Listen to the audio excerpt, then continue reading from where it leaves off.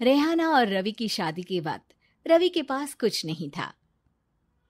रेहाना, तुमने मुझसे शादी करके एहसान किया है। मुझसे ज्यादा तो तुम कमाती हो। अरे तो क्या हुआ, एक दिन आएगा रवि कि तुम खूब पैसा कमाओगे। मुझे तुम पर पूरा विश्वास है। रवि और रेहाना खुद को स्टैंड करने के लिए पूरी मेहनत करते। रेहाना, मैं नौकरी नहीं करना चाहता हूँ। तो कोई बात नहीं, मैं नौकरी करके घर चलाती हूँ, तुम बिजनेस सेट करने की कोशिश करो। एक दिन रेहाना, तुम जानती हो, मैंने जो विज्ञापन बनाने वाली कंपनी खोली थी ना, उसे बड़ी ब्रांड का ऑफर आया है। अब हम लोगों के दिन ब्यारे न्यारे हो गए हैं। मैं जानती थी रवि कि एक दिन तुम सेटल हो जाओगे। रवि का काम अच्छा चल जाता है। एक दिन वो रेहाना से कहता है, रेहाना, अब हम लोगों का बच्चा भी हो गया है। बहुत छोटा है वो। उसका ख्याल कैसे रखेंगे हम? कैसे क्या, मैं गांव से माँ को लेकर आ जाती हूँ। नौकरी से हाफ डे ले लिया करूंगी। अभी तो वो छोटा है, स्कूल जाने तक मैं मैनेज कर लूंगी। देखो रेहाना, मैं अब अच्छा कमा रहा हूँ। तुमको नौकरी करके परेशान होने की कोई जरूरत नहीं है। अरे कैसी बात कर रहे हैं, मैं अपनी लगी लगाई नौकरी कैसे छोड़ दूं? और मैंने तो सुना है हम लोगों को कुछ ही महीनों में सरकारी नौकरी मिल जाएगी। सरकारी नौकरी में कितना कमा लोगी? उतने में तो मैं ड्राइवर रख लूंगा।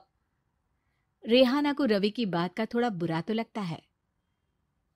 कम से कम मेरी नौकरी की इतनी बेइज्जती मत करो। भूल गए, इसी नौकरी के बदौलत तुमने अपना बिजनेस खड़ा किया है। अरे वो तो मैं किसी के भरोसे भी कर लेता।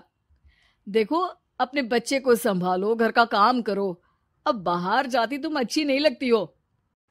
रेहाना रवि के कहने पर नौकरी तो छोड़ देती है, लेकिन अब बड़े से घर में उसकी कीमत किसी नौकर से कम नहीं होती। एक दिन रवि का दोस्त आता है। भाभी, हम लोग तो आपको तब से जानते हैं जब से आप लोग शादी होकर इस शहर में आए थे। आपकी बदौलत ही सारा बिजनेस खड़ा हुआ है।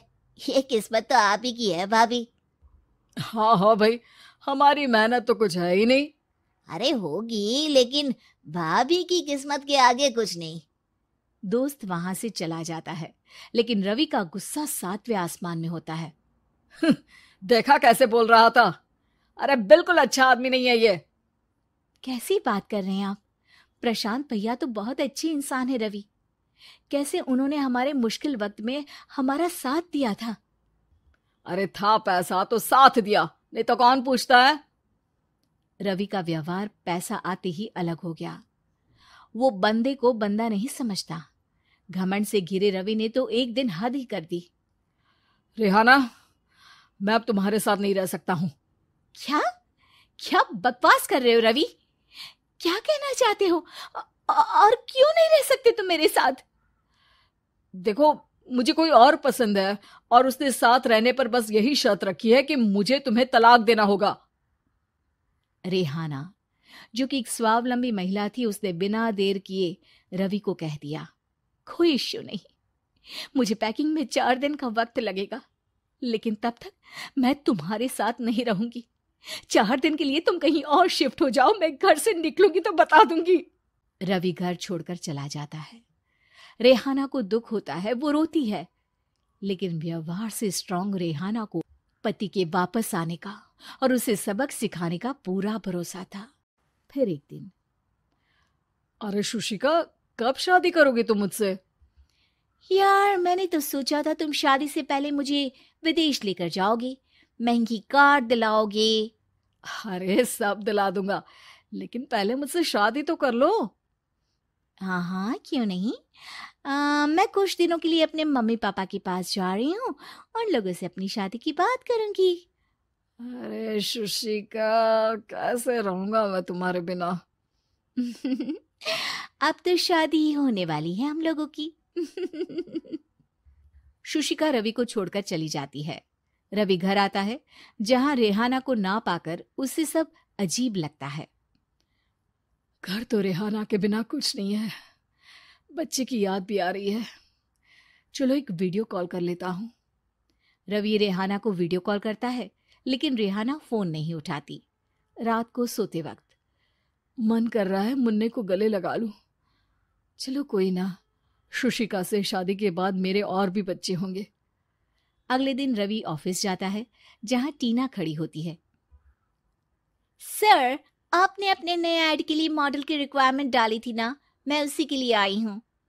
रवि टीना को देखकर खुश हो जाता है। अब शादी हो गई है तुम्हारी? नहीं सर, बस अच्छा सा हैंडसम और अमीर लड़का देख रहे हैं मेरे मम्मी पापा। रवि के दिमाग से तो टीना को देखकर शुशिका का ख्याल भी खत्म हो जाता है। अरे यार, ये लड़की मिल जाए कितनी सुंदर है। शुशिका तो इसके आगे कुछ नहीं है। अब क्या तुम्हें ऐसा नहीं लगता कि मुझसे मिलकर तुम्हारी ये खोज खत्म हो गई है? आप तो 2 बच्चों की पापा लग रहे हैं। अरे नहीं नहीं, मेरी शादी तो हुई थी, लेकिन बीवी को किसी और से प्यार था, मुझे छोड़कर चली गई। खैर, टीना की दोस्ती रवि से हो जाती है, लेकिन 1 महीने बाद शुशिका रवि के पास वापस आती है। मेरे मम्मी पापा तुमसे मिलना चाहते हैं, लेकिन उन लोगों को ये मत बताना कि तुम पहले से शादीशुदा हो, और हाँ, शादी से पहले अपनी सारी प्रॉपर्टी तुमको मेरे नाम करनी होगी। अरे पागल, अब मैं तुमसे शादी ही नहीं करना चाहता। भला ऐसी लालची औरत से कौन शादी करेगा? तभी वहां टीना आ जाती है। रवि, ये पागल सी औरत कौन है? देखो, तुमने ही कह दिया ना पागल, तो पागल ही है। पता नहीं कौन है, कह रही है शादी कर लो, लेकिन शादी से पहले अपनी सारी प्रॉपर्टी मेरे नाम कर दो। बोल तो सही रही है। वैसे तुम जानती हो, मेरी एक सहेली है, उसके पति ने उसे पैसा आते ही छोड़ दिया, जबकि उसको खड़ा करने वाली ही मेरी सहेली थी। और मुझे भी भरोसा नहीं है। अगर मैं भी तुमसे शादी करूंगी तो तभी जब तुम मेरे नाम अपनी सारी प्रॉपर्टी कर दोगे। अरे हाँ हाँ, क्यों नहीं, बिल्कुल कर दूंगा। रवि और टीना की शादी की तारीख तय हो जाती है। वो अपनी सारी प्रॉपर्टी के कागज लेकर शादी वाली जगह पर पहुंचता है, लेकिन वहां टीना आती नहीं। रवि टीना को मैसेज करता है। कहाँ हो? सॉरी, मैं तुमसे शादी नहीं कर सकती, मुझे तुमसे भी ज्यादा पैसे वाला मिल गया। रवि को गुस्सा आ जाता है। वो गुस्से से सारा डेकोरेशन तोड़ रहा होता है कि वहां रेहाना आ जाती है। सर, क्या हो गया?